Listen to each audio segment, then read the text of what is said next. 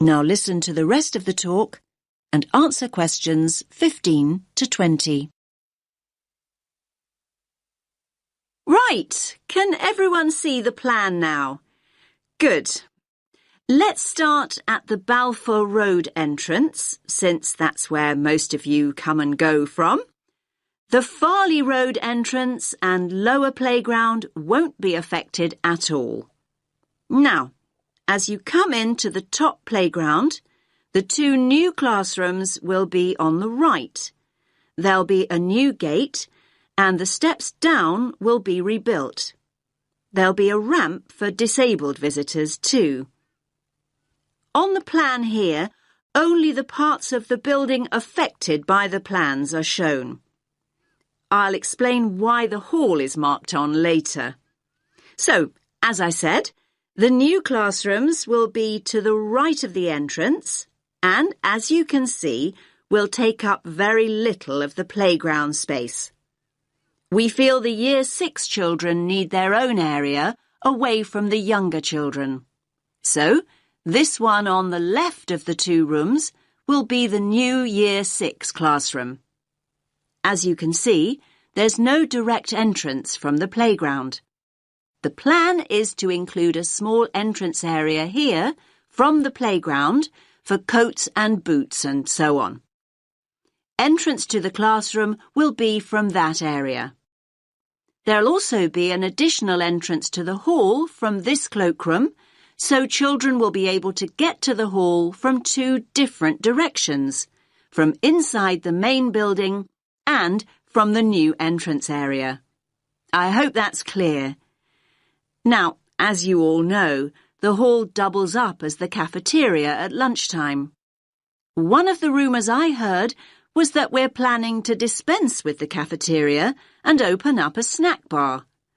I can categorically state that replacing healthy school meals with a snack bar is not remotely in our thoughts.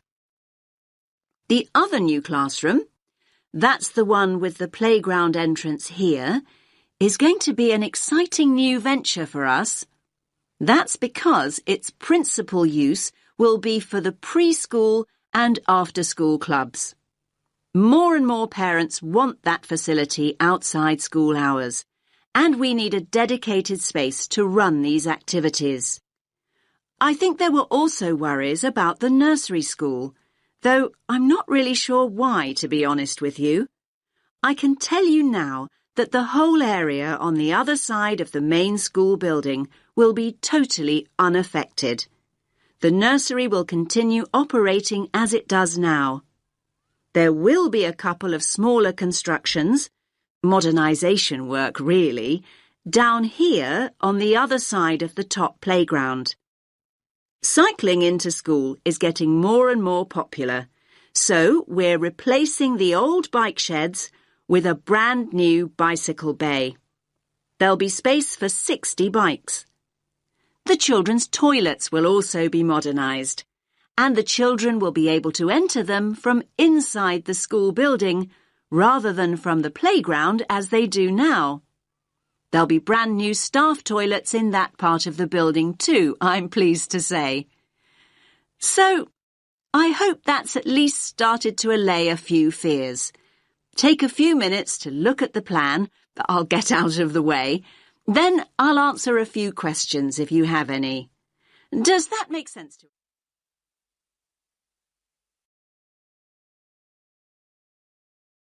That is the end of part 2. You now have half a minute to check your answers.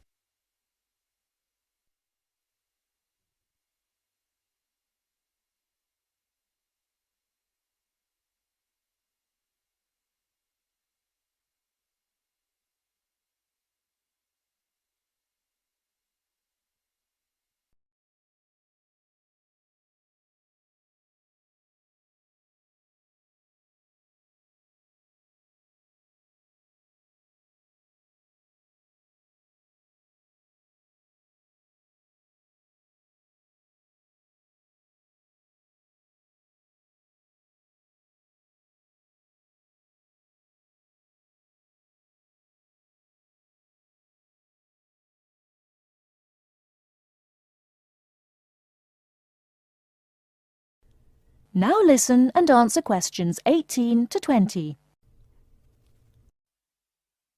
Hello, Sue. It's Angelo from Cosmos Travel here. I've booked your flight and I've found you an English college called the Harbour Language Centre. Great! Where exactly is that? Well, have you got that little map I gave you yesterday? Yes? You see where the harbour is with the 3 wharves and the water? Yes? Got that? OK, there are 2 parallel streets. Quay Street, that's Quay, and Customs Street. The building where the college is located is on Quay Street, opposite Prince's Wharf. Right. Got it. And what about accommodation? Well, I've booked you into a hotel for the first 3 nights, and then the accommodation officer will find you a family to live with. Good. And where's the hotel? It's a short walk from the college, on the corner of Queen Street and City Road. Which corner exactly? On the left-hand side as we're looking at the map.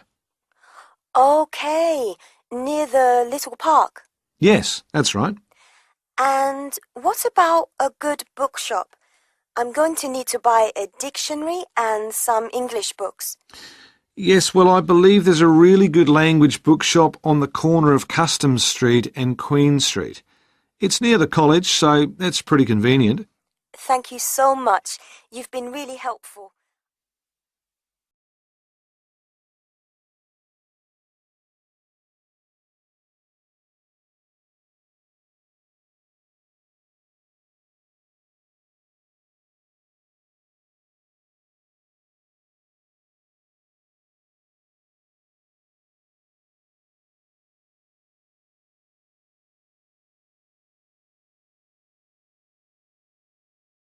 Now listen and answer questions 14 to 20.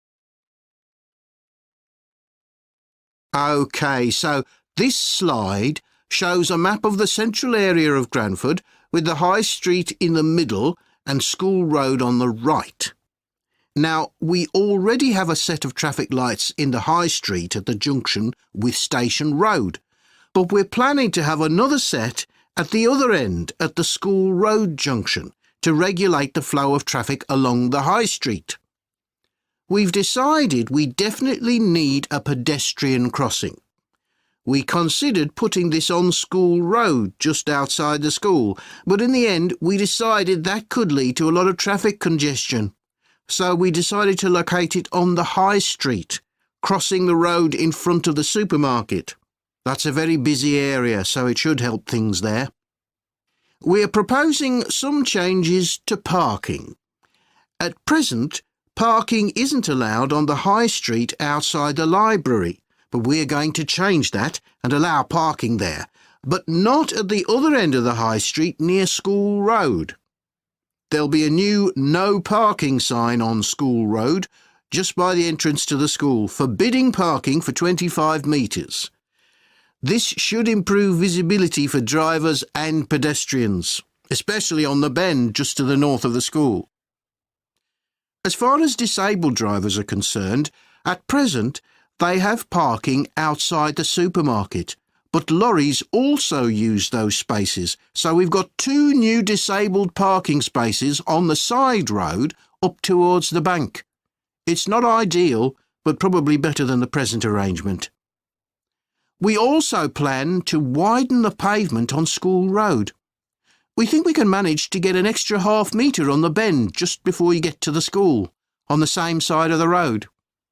Finally, we've introduced new restrictions on loading and unloading for the supermarket, so lorries will only be allowed to stop there before 8 a.m. That's the supermarket on School Road. We kept to the existing arrangements with the High Street supermarket.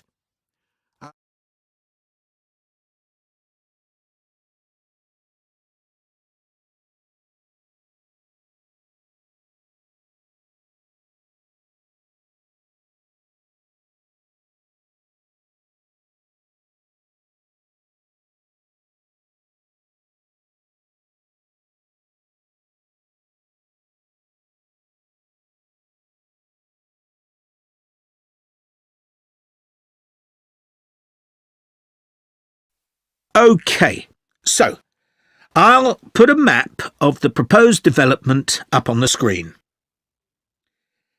You'll see it's bounded on the south side by the main road, which then goes on to Nunston. Another boundary is formed by London Road on the western side of the development. Inside the development, there'll be about 400 houses and 3 apartment blocks. There'll also be a school for children up to 11 years old. If you look at the south entrance at the bottom of the map, there's a road from there that goes right up through the development. The school will be on that road, at the corner of the second turning to the left. A large sports centre is planned with facilities for indoor and outdoor activities. This will be on the western side of the development, just below the road that branches off from London Road.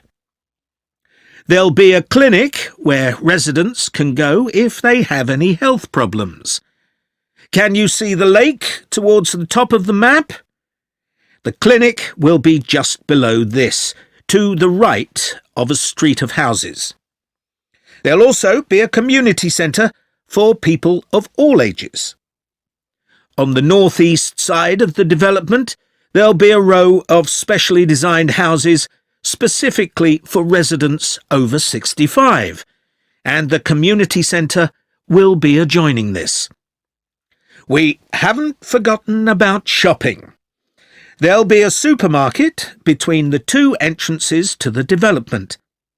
We're planning to leave the 3 large trees near London Road, and it'll be just to the south of these. It's planned to have a playground for younger children. If you look at the road that goes up from the south entrance, you'll see it curves round to the left at the top, and the playground will be in that curve with nice views of the lake. OK, so now, does anyone...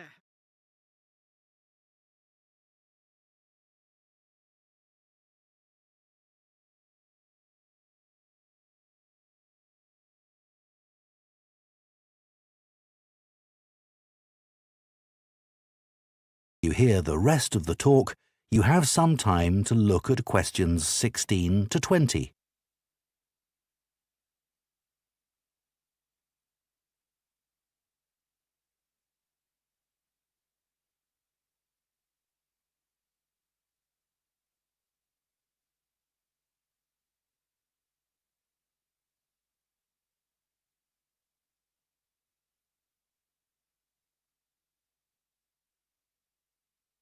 Now listen and answer questions 16 to 20. Now, on Sunday, we'll be taking our visitors to Farley House. You may not all be familiar with it, so here's a map to help you. You can see the car park at the bottom of the map. There's an excellent farm shop in the grounds where our visitors can buy local produce. It's in the old stables, which is the first building you come to. They're built round a courtyard, and the shop's in the far corner on the left. There's also a small cafe on the right as you go in. I know that 1 or 2 of our visitors may not be all that mobile. The main entrance to the house has a lot of steps, so you might want to use the disabled entry.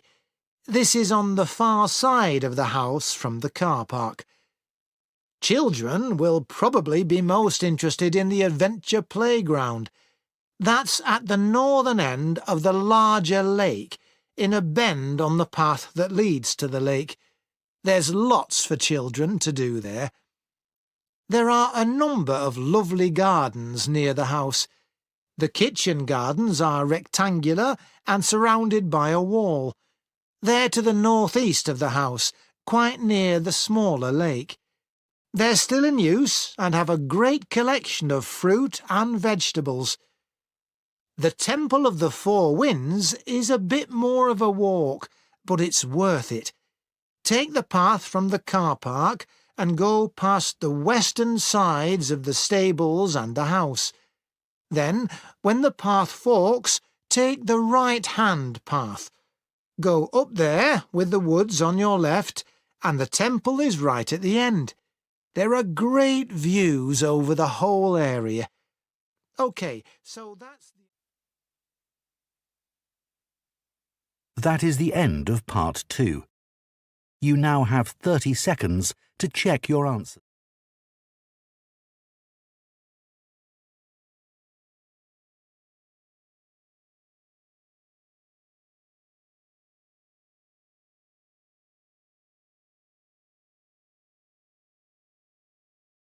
(17 to 20).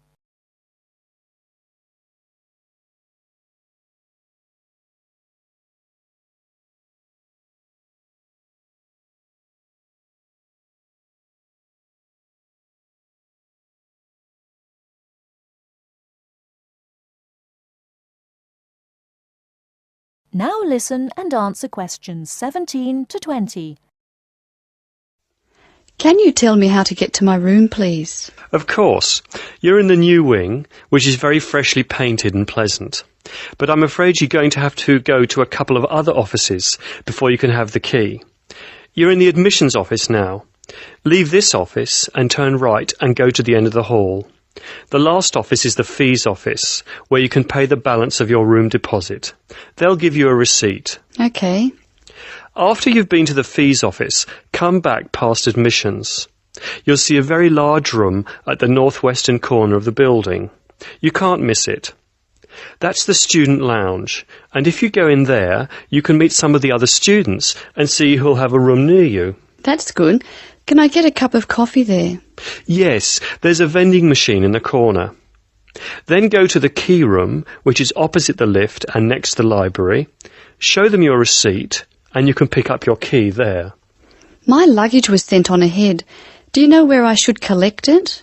The box room is next to the women's toilet. You'll have to get the key from the key room. Thank you. That is the end of part 2. You now have half a minute to check your answers.